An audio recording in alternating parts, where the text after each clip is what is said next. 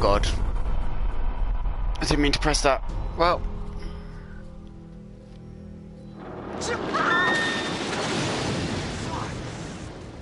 Emily!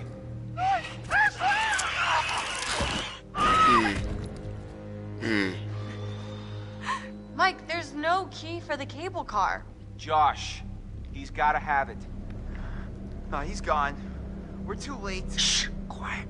It may have taken him down to the mine. Wait, don't move. Holy shit! What the?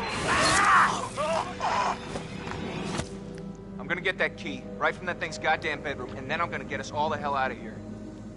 Holy shit! Hey! Whoa! Let's find a way down to where this fucker lives.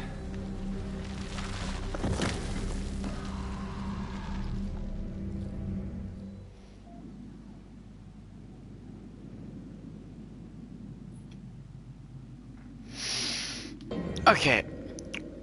Hello, it's me, Son55 here, and welcome back to Until Dawn. And we're playing as Josh.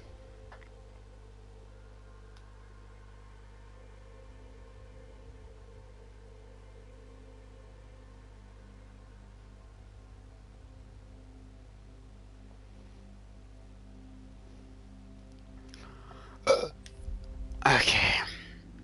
Let's...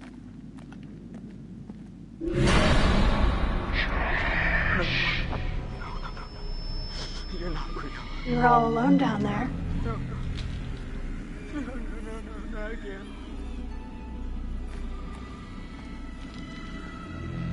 She's gonna sit down, where to go. Alone. But you're with us now. Family. Get away from me! Get away! Why didn't you save us, Josh? Why did you want us to die? I didn't want you to die. I swear.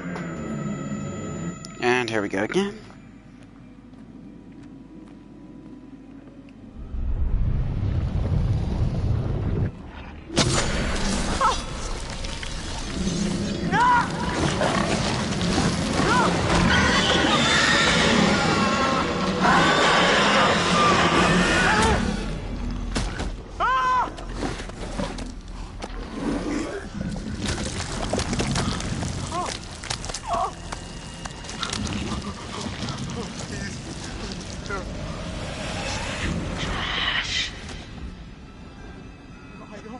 I don't take orders from you.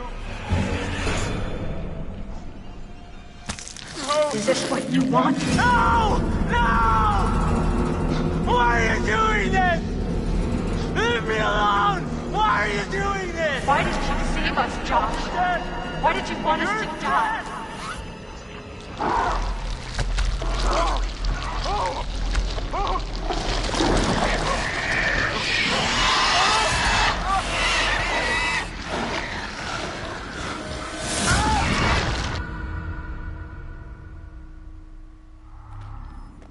It's hard to believe that thing used to be a person. Yeah. Maybe a minor. Maybe someone who worked in the sanatorium. There's so much weird shit happening up there that wouldn't even begin to surprise me. What kind of weird shit? Someone was capturing the Wendigos. Had them all tied up in these restraints. I saw some real fucked up shit. Wow. I must have just let them all out when I blew the place up. Huh. Smooth move.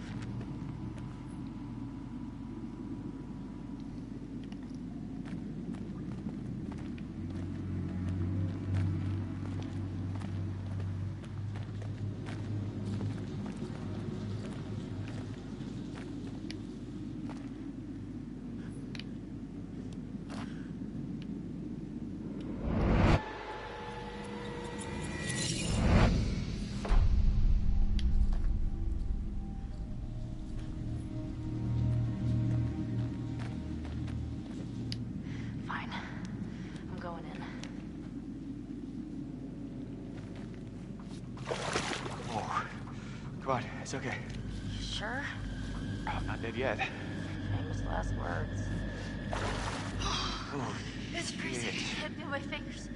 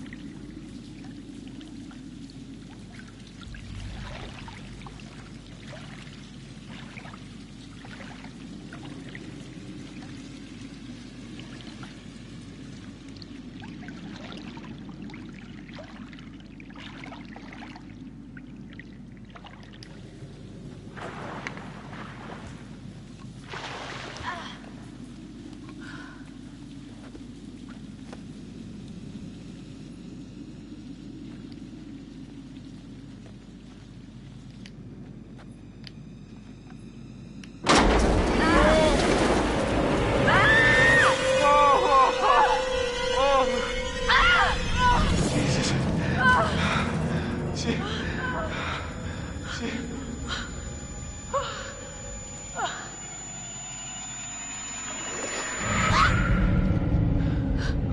see that? Yeah. Bodies. Yeah. Yeah, a lot of them. Oh my God. No! I'm gonna be sick. Wait, hold on. I think I saw something. Oh, don't do that. I don't take orders from you. I don't take orders from you. You can't tell me what to do. You can't tell me what to do anymore. You can't tell me what to do. Oh, okay. I trust you. I trust you. What's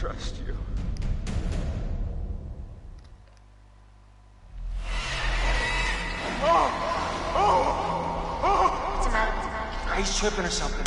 Josh! Mike. Josh! Hey, man. Don't hit me, please. Well, you were deep in it, man. Full mental jacket. We didn't think we'd get you back. Hey, let's just get the fuck out of here. Okay. Josh, do you have the key for the cable car? Yeah. Oh, good. See that over there? That means there's a direct way out. Come on.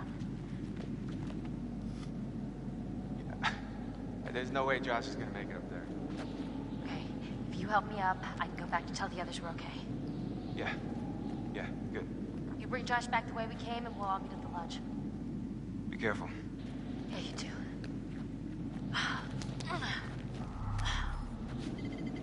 All right, let's go, you fucked up son of a bitch.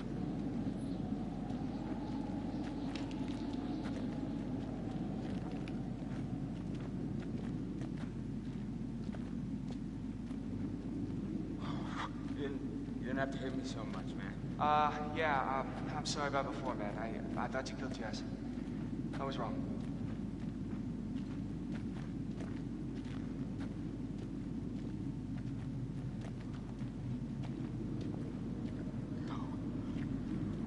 No. Oh!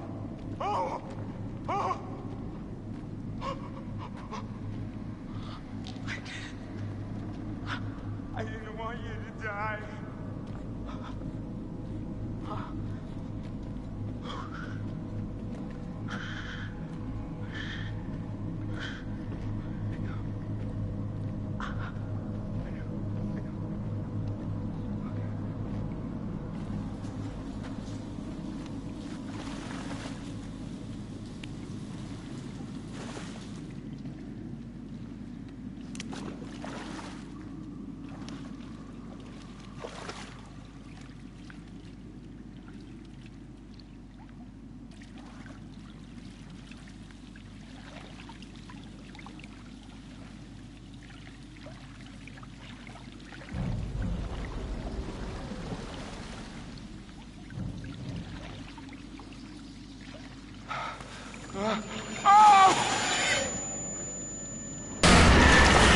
You're not real!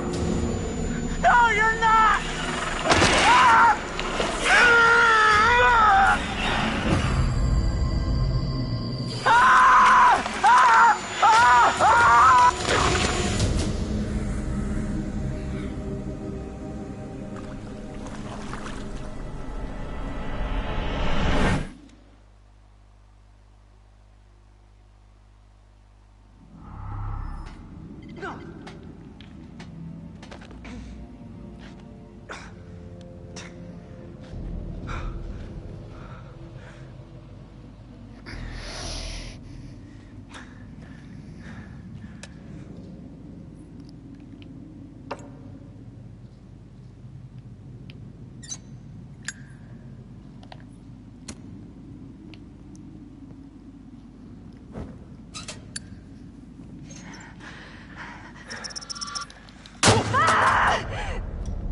Jess, is that you?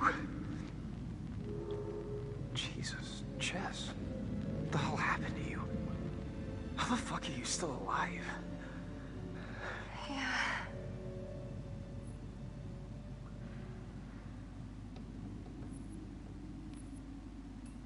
There's something been going on tonight. Someone really fucking with us up here. No, What? it's not someone, it's something. Jess, you had a pretty rough night. It's pretty confusing. No, I'm telling you. It's okay. I didn't mean to scare you. No, God. Can you move? Yeah. Come on, Jess.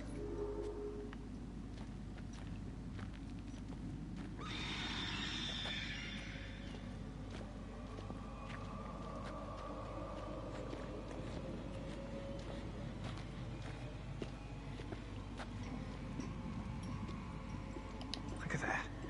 Some sort of cave in here. It was me. What? I fell through that roof.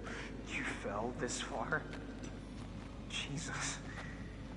Makes two of us. What? I fell off a goddamn fire tower down here. You're kidding me.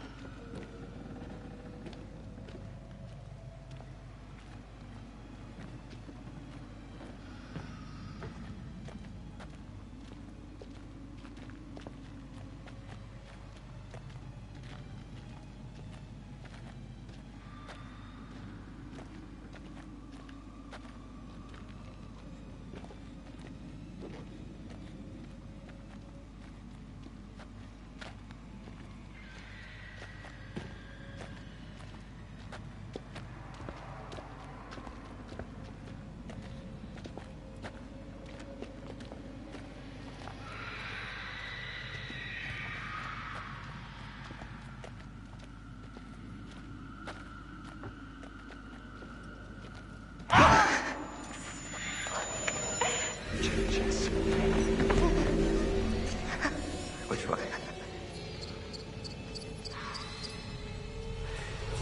Come on, Jess.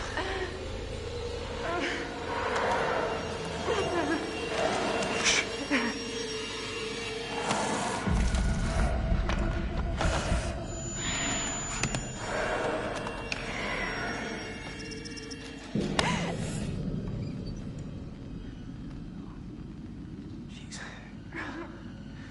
Does this hurt? Alright. Alright. Let's go. We gotta do this. Get out of here. Come on. Jess. Come on. Come on, come on, come on. Jess! Jess. Come on.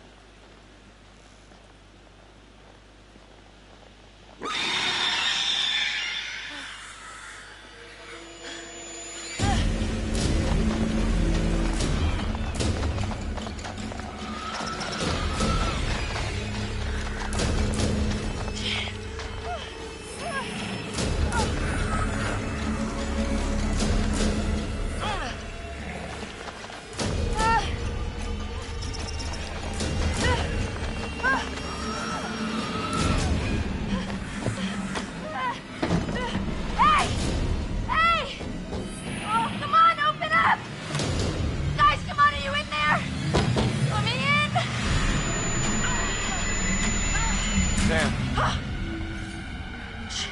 Mike. Oh, gosh. You look terrible. Gonna look worse if we stay out here. Come on.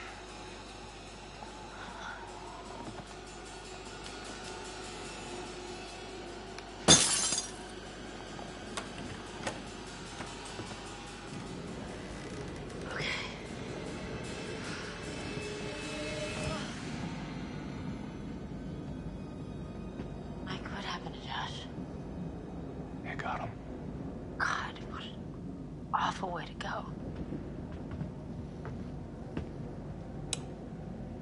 Not good.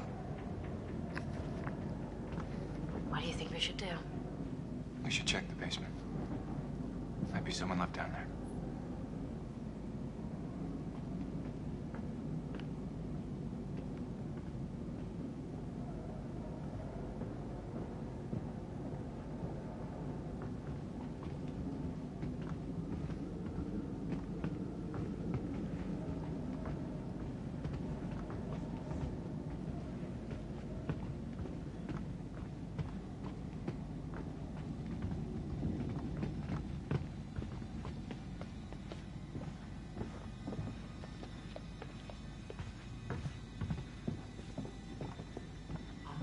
How do you rate our chances of survival? I'm trying not to think about it.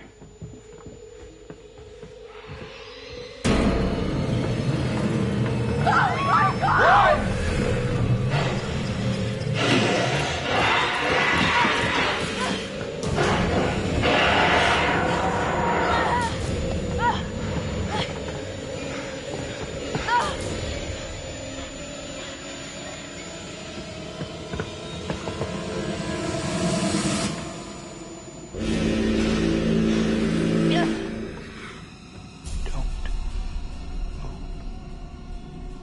Don't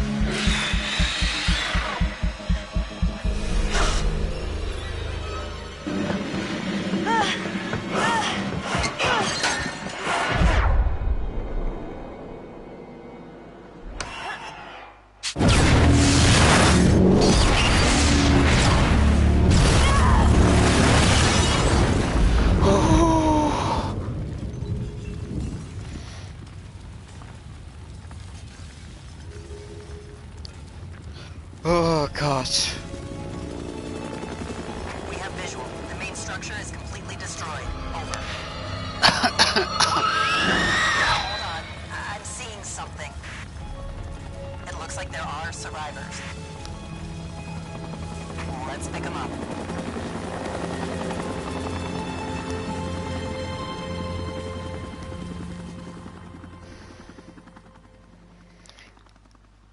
Ay, ay, ay. Fuck!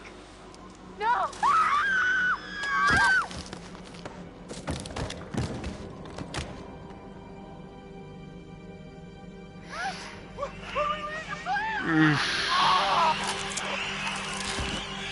Sorry, Chris.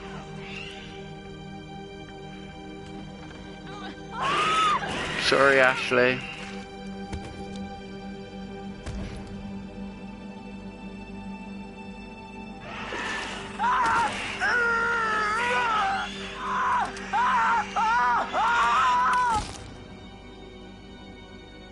Sorry, Josh. He held it right up to my face. Right here, right in front of my nose, and he could have shot me. He almost shot me, the prick. I mean, you go out with a guy for however long and you think you know him, but man, this one really takes the cake. I was right there, and I could have done something. I tried to do something. It wasn't good enough. How did you end up in the mines? I was carried and taken, and What did you see? I don't know. I don't know. He was out of his fucking mind. He wanted to hurt us. Okay? And I thought he was the one who attacked Jess. I thought we were close. After his sisters disappeared, he'd come and talk to me. He said I was the only one who understood him. I thought we had a connection. If you need someone to talk to, I'm fine. sometimes, after a traumatic experience, I said I'm fine. You bringing in Meat Brain next? Gonna kick him around a bit for me? I'm sorry? Meat Brain, Mr. Muscle Brawn, Matt the Incredible Sulk. Is there something we need to know? Oh, no, nothing important except, you know how he basically left me to die up on a freaking tumbling tower like a world-class douche nozzle? Mike, What do you remember? he came for me. He did. Came for you? Where is he? Did he make it? You need to listen to me. I don't care if you believe me or not. Doesn't matter because you will. You need to go down to the mines. What's in the mines, Sam? I've seen what's down there, and I'd give anything to unsee it.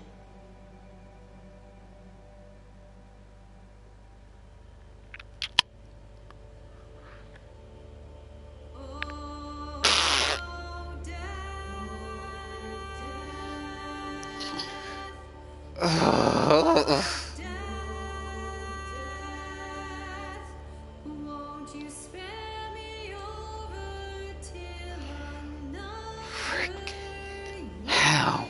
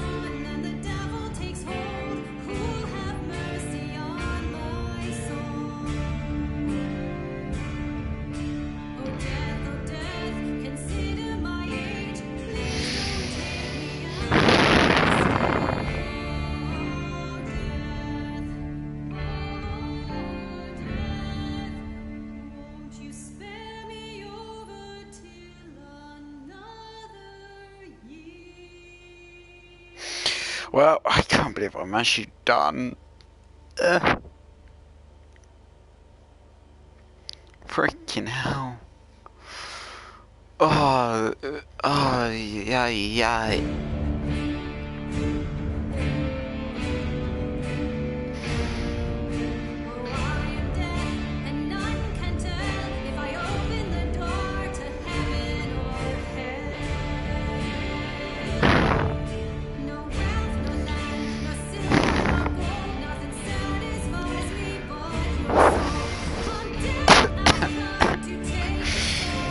God damn it.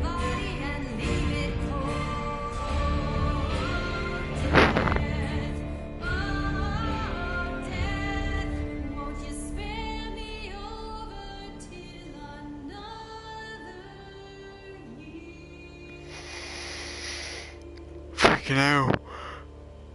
Oh.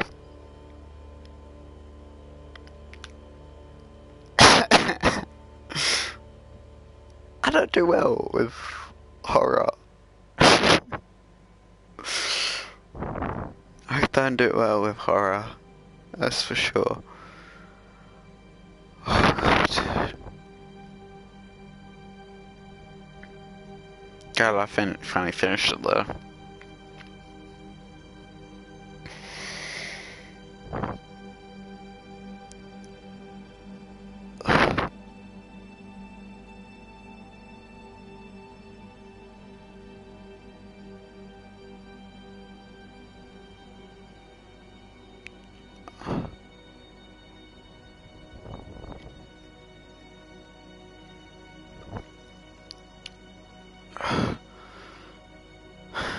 Wow, it's a good game.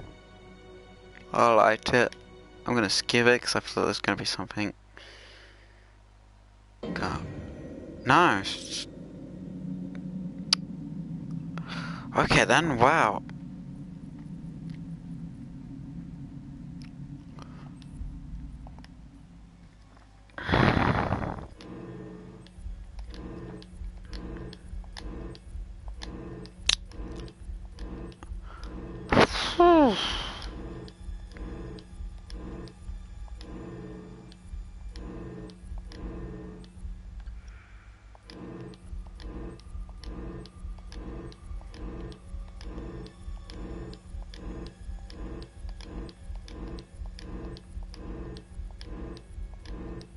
Yeah, I don't really care much about that really.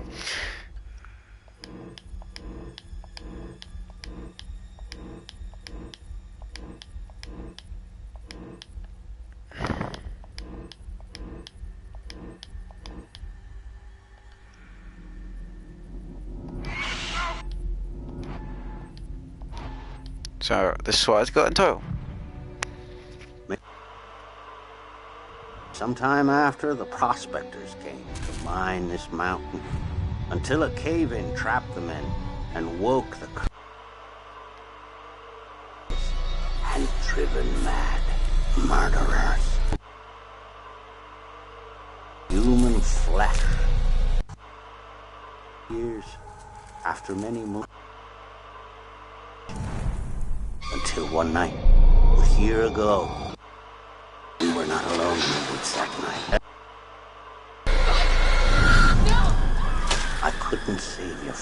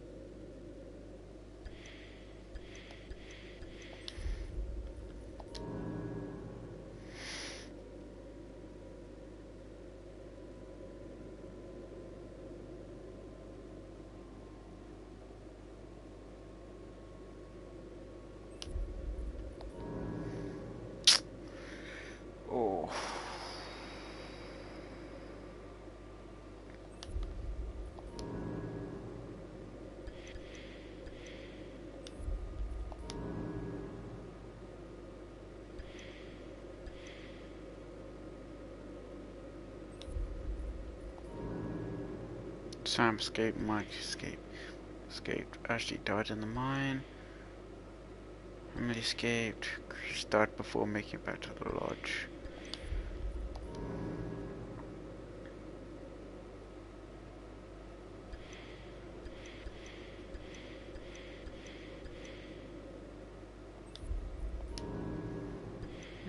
But it's all my fault.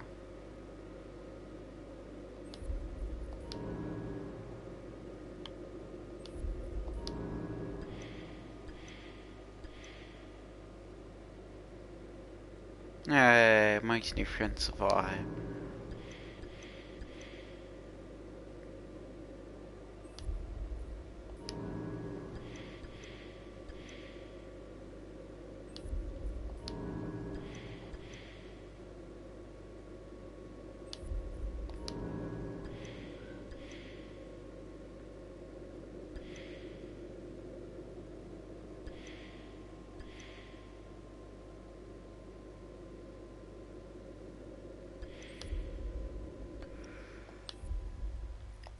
No, I was gonna say that I was gonna watch this.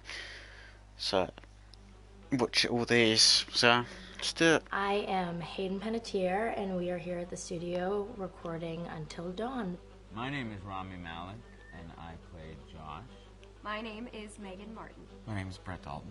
My name is Antonella Lentini, and I played Hannah and Beth. My name is Jordan Fisher, and I play the character Matthew, Matt for short. I'm Nicole Bloom, and I play Emily in the game. My name is Noah Fleiss. I am Galadriel Steinman, and I play Ashley. So, Until Dawn is the story of 8 teenagers who revisit this cabin in the woods about a year later after a really traumatic experience where I've lost 2 of my sisters, so coming to kind of get some closure in that respect. One of the things that Larry does really well is make these multi-layered characters, and I think for just the story in general, it follows the quintessential horror film plot lines, but the characters are so unique in themselves, and I think that's very cool. Oh, yeah, this was the right thing to do. What? You know, getting everyone together on the anniversary. I mean, Josh seemed really pumped about us all doing something, didn't he? Yeah, no, he definitely did. I haven't seen him so excited about something in forever. Good, good. Sam and I have a few things in common, such as being huge lovers of animals, and she's a huge animal lover. She's vegan. She is a pacifist. I'm not quite sure if I'm gonna go as far as saying that I'm a pacifist, but she's spunky and cool. I know that she, I think, is made fun of a little bit by the rest of them who think that her morals and her beliefs in that area are a little ridiculous and they don't agree with them, but she doesn't care. It doesn't stop her from being herself, and that's something that I hope I have in common with her. You know, he definitely can be depressed at some times and a bit of a loner, but he takes some solace in one of his sister's friends, Sam, played by Hayden Panettiere, and invites everybody back to the same house the next year to kind of find some closure. Jessica she has a whole lot of personality. She is definitely the sort of mean girl character that, you know, at school she knows she's pretty, she knows that boys like her, and she's going to use it to her advantage. He's got a big heart, and you can tell that that's very evident, especially how he treats his girlfriend, Emily, and, you know, he's kind of a meathead, but in the best way possible. She really knows what she wants, and she manages to get that from whomever it is, whether it be Matt or Mike. You know, she's really driven, and I can definitely relate to that. My character is Chris, and he is Sorry that I killed you, Noah. Might consider the nerd of the group, and he kind of embraces it. Ashley is, she's a little more serious than some of the other girls. She's definitely very intelligent and thoughtful. She kind of looks at the whole big picture of things. She's not quite as geeky as Chris, but they connect in a lot of ways. Mike is like big guy on campus. He's the class president who has some charm and has brain, and I don't know, people seem to like Mike. He gets away with a lot, though. He can be kind of jerky. The fact that he really just kind of wants everyone to be happy. When he wants he's a people pleaser, and I can definitely attest to being, that guy. I'm always the friend that wants everybody to be happy and wants everybody to be taken care of, and that's definitely Matt. But also, like, this character is just so fun. I rarely get to play the bitch, and so it was really fun to do that. The spirit of things, seriously, what's wrong with you? I'm just trying to lighten the mood, Em. Don't be like that. Like what? The way you're being. You always get like this. I just think this is just the coolest thing to be a part of, and I just think it's going to take the world by storm. I really do. I think this genre is the wave of the future, and I think that once people see the potential behind it, of getting to interact with the drama that you're witnessing unfold in such a realistic way, that this is how entertainment's going to be from now on. Okay. Next one. Sorry Hi, if this this is gets Lee boring Robinson, to other production people. You could designer just on stop Until watching Dawn. before the The production things. design for Until Dawn started with the great teen horror script that sets the characters in a Canadian winter mountain lodge, being a contemporary setting with visual clues derived from classic films of that genre, such as Hitchcock's Psycho and Stanley Kubrick's Shining. The storyboards are vital to the production design, as it allows the designer to understand the scale of the environments to be made and the detail that will be seen to create the atmosphere of a horror. This took us into concepts that took these storyboards further, visualizing the world through the color palette, the lighting, tone, and the mood, and developing key locations such as the lodge, the cable car stations, the forests themselves, the wilderness. And the As you mine. can see, the environments and atmospheres change quite a bit from warm and inviting to cold and threatening. The Millionaire's Mountain Lodge was a key example. It was designed to be made from nearby stone and timber, embedding it into the landscape, with a contrasting and contemporary interior needing to be opulent and extravagant. We created dark and claustrophobic corridors with ominous and large open spaces, almost cathedral-like in size, and with huge structures to silhouette and dwarf the characters within, providing a labyrinth to explore and wander. Each character was developed with a strong visual identity in mind, with contrasting colours, tones and silhouettes to identify them, each to have their own texture, pattern and shape, so that when they were lined up you could always identify them. The costume designs allowed a range of clothes that would suit them for the cold winter weather, but also have an element of style and individualism, so that the audience could look at them and relate, recognizing themselves within them. A lady would like to cuddle up with her man by a nice cozy fire bathed in atmospheric mood lighting. Right. It'll get plenty toasty once we're rubbing up against each other. Mike, fire and mood lighting. Yes. Working with the lighting artists, we really brought the look and feel of the world together, and this required a thorough understanding of the visual language of teen horror. A key scene was where all the characters emerge out of the rear of the lodge chasing Hannah. A contrast is evident straight away from the exterior wilderness to the warmth of the lodge. The attention to character lighting here is through the bounce and rim lighting, accented colours and composition, creating characters that come from the dark into the light and back again with an emotional effect. Guys, there's someone outside. What the hell? Hannah! What's going on? Where's my sister going? It's fine. She just can't take a joke. It was just a prank, Han.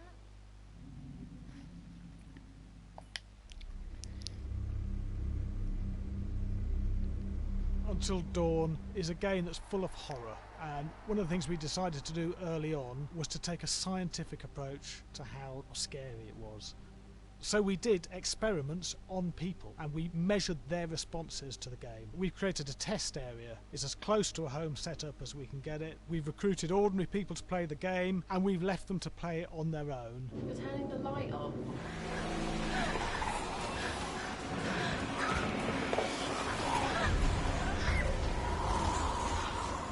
The only difference is it's rigged with cameras and microphones that relay the data through to the next room where people are watching them play. bracelet here we use for biometric testing. It measures the player's emotional response. It's called a galvanic response sensor. It makes contact with the user's skin and it measures the electrical conductivity across their skin. It's the same principle as an old-fashioned lie detector. When you're stressed, you sweat a little, very sensitive, and picks up tiny changes if the player is feeling anxious or scared. That data's fed back to a testing team, comes through as a graph. I'm so sorry.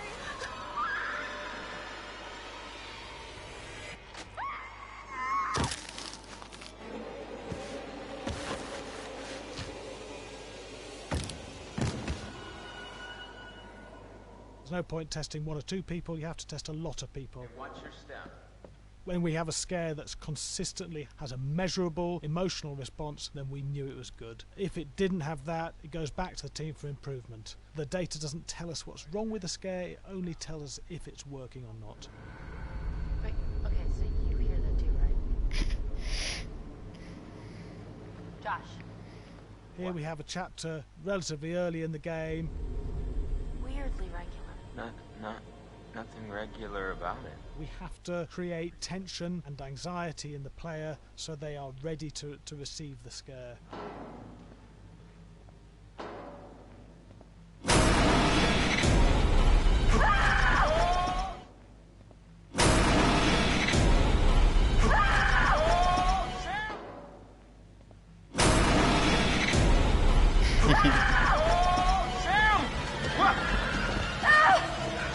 Have to give the player time to recover, to cool down, to calm down, and then start building the tension again before we do the next scare.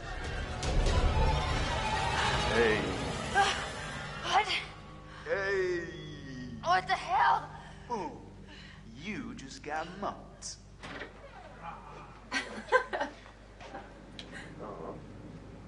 Yeah, I have such an adrenaline high when I get... There's two things we found. One is we could look at the scares, analyse if our expected scares were working effectively. Were people shrieking and covering their hands, or were they getting an emotional response from it? And being scientific about it means that we strip out people's opinions about whether things are working or not. We've got data, and we look at the data. If it's working, we're happy with it. Really scary.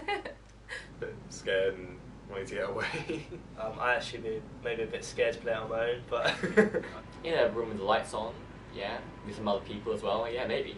But because I'm a scaredy cat, I would play with someone in the room. And the lights on. It was one of the scariest games I've played in a long while. 1, 2, 3, 4, 5, 6, 7, 8, 9, 10, 11, 12, 13, 14, 15, 16, 17. No, I'm joking. This is pretty much going to take... Hi, Larry. Hey, Graham. Hi, my name is Graham Resnick. I'm a filmmaker, writer, director, sound designer, and I started working with Larry Fessenden about 10-15 years ago through my friend Ty West, who I grew up with, and have done a lot of sound design with on his films. And he was producing Ty's films at the time, and Ty introduced me to Larry. Larry produced my first feature, and we've written together on several projects. My name is Larry Fessenden. I'm a filmmaker. I run Glass Eye Pix, which is an independent production company out of New York. We make indie movies, a lot of scary movies as well. And I got a call to audition to write this video game. And I called my pal Graham Resnick because Graham is a gamer. And while I thought I could offer something to the idea of writing this multi-branching story, I knew that I would want Graham's expertise as a lover of gameplay, since I guess games were started. So and just as a lover. And as a lover, yes. Which is why there's so many sex jokes in the game. There was one Italian website that did say the Larry Fessenden and right. Graham Resnick, the two lovers behind Until Dawn. Come here. Maybe I know how to handle you too. I am definitely ready to be handled. So I wanted Graham by my side. Yeah, and we got the gig, and it's been an amazing ride. Oh, hell yeah. Oh my god, she's taking her shirt off. What? Oh my god. Matt, what are you doing here? Hannah, I'm sorry, Hannah. This all got out of hand, but... So in the game, the basic setup is that a year prior to the game's start, all these kids had gone up to a ski lodge that was owned by the parents of one of the kids, or a couple of the kids, and some of the teenagers played a prank on some of the other teenagers, and the terrible tragedy occurred when a few of them, two sisters, ran out into a blizzard, and were never seen from again.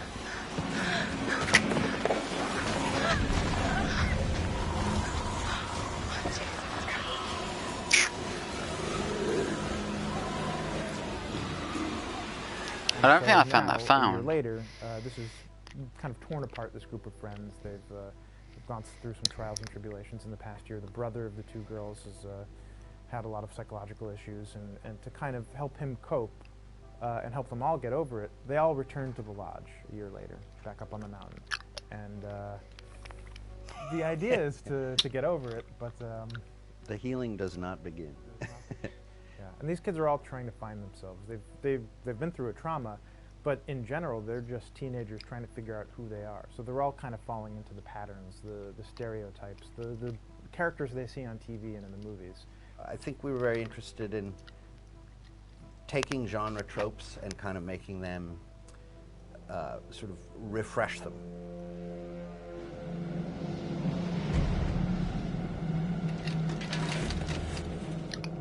Hey, did you see that? Dad said it'd just be us this weekend. We're familiar with how slasher movies work. Most people have seen some horror movies, and we have established notions and preconceptions about the roles of the players in horror movies and how they talk and how they get killed and how they have sex.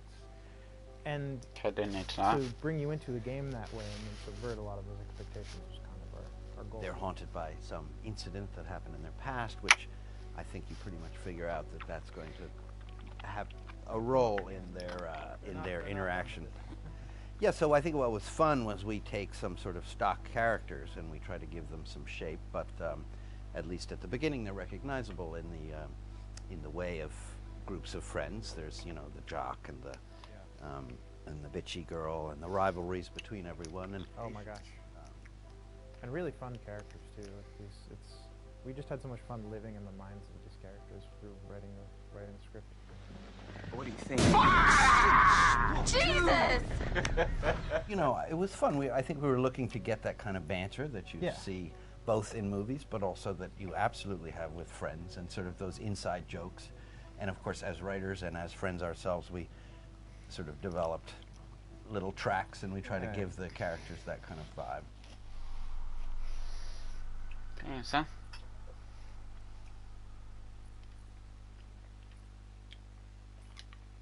I'm not gonna watch that one though. I'm just gonna watch these three. Maybe this one. Yeah, Fast and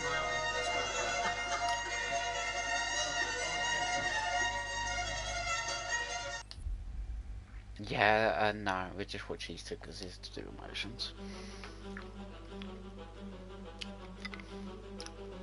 My name is Will Biles, Executive Creative Director of Until Dawn. The first part of getting a believable facial performance in-game is to capture, topographically, the actor's range of emotional expressions as separate versions of the same head. Every tiny nuance gets digitized and merged, effectively creating a model that can recreate every facial movement that the actor makes.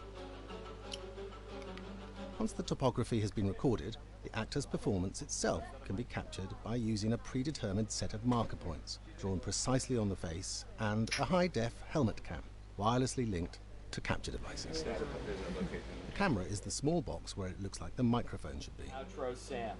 Mark. It records in high def the movement of the dots throughout the performance that will drive the expressions captured earlier.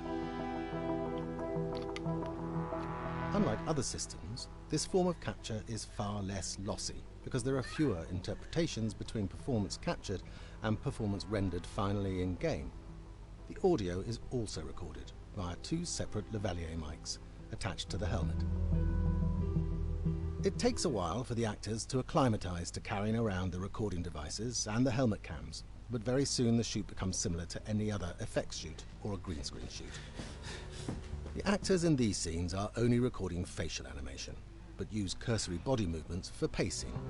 Wait, and maybe we should all stick together and find everybody and make sure that we're all okay, so... 1-1, the year before the prank. Take 2, Mark. Other than the other actors, they have to use their imagination for everything and everywhere that they are supposed to be seeing and feeling. Idiot! So dumb! From a hot midday studio in Los Angeles to a freezing midnight mountain in British Columbia.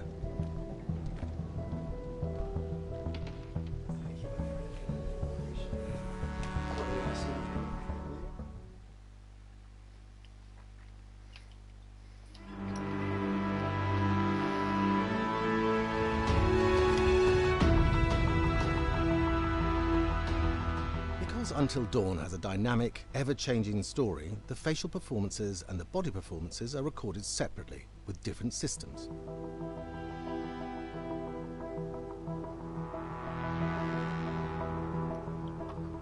With the body capture, we use reflective bead suits and an infrared camera matrix system that drives the CG bone hierarchies in our character models.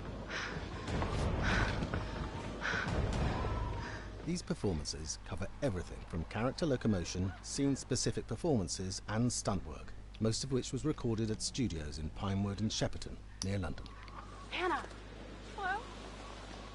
Combining all the elements seamlessly in the final game becomes a formidable editing and logistical task. Every variation, both physical and emotional, must be combined in these multi-edits. Scaffolding props have to stand in for the sets, because the hundreds of infrared cameras have to be able to see all of the reflected beads on the actor.